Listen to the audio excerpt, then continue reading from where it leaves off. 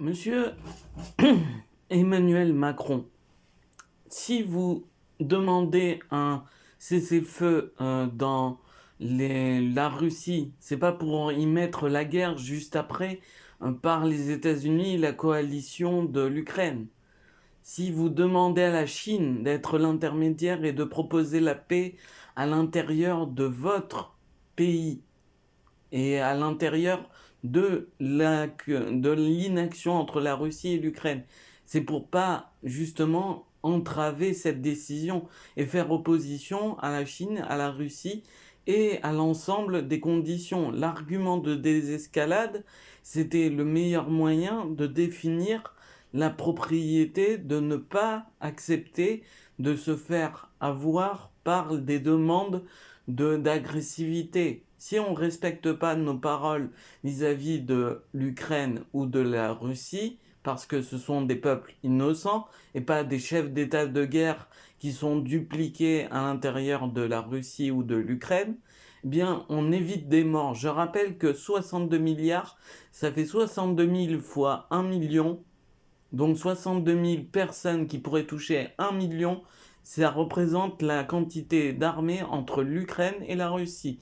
Donc je peux vous dire qu'il y a plus d'arguments de paix qui seraient en faveur d'éviter tout conflit et toute protection mal visée de votre pays et de notre pays, parce que je suis aussi concerné par la situation.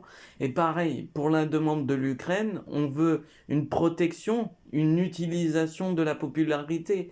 Car Zelensky, contrairement à Poutine, n'est pas impopulaire dans son pays, dû à la guerre. C'est pour ça que nous avons plusieurs avantages pour amener la condition de paix dans les Jeux Olympiques.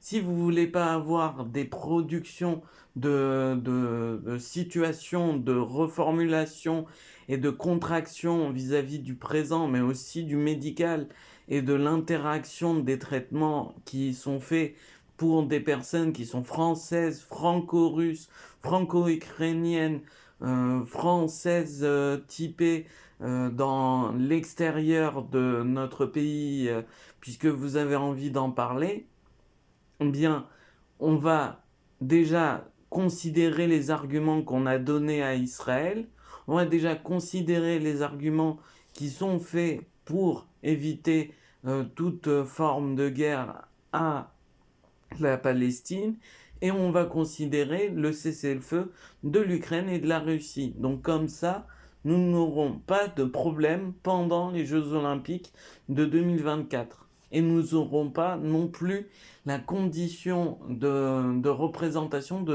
de subvenir aux besoins des intérêts de la racine de la haine. Parce qu'il n'y a pas de ethnie ou de mentalité qui ne vient que du monopole de la haine. C'est une forme de mentalité, c'est une forme de raisonnement agressif à l'intérieur de nos propres constituants. C'est une condition qui n'est pas acceptable quand on veut construire les Jeux Olympiques à l'intérieur duquel on inviterait non pas la Russie, non pas Israël, non pas les Palestiniens, non pas les Ukrainiens, mais l'ensemble des sportifs et des valeurs qui nous concernent tous et toutes, encore aujourd'hui et pour demain.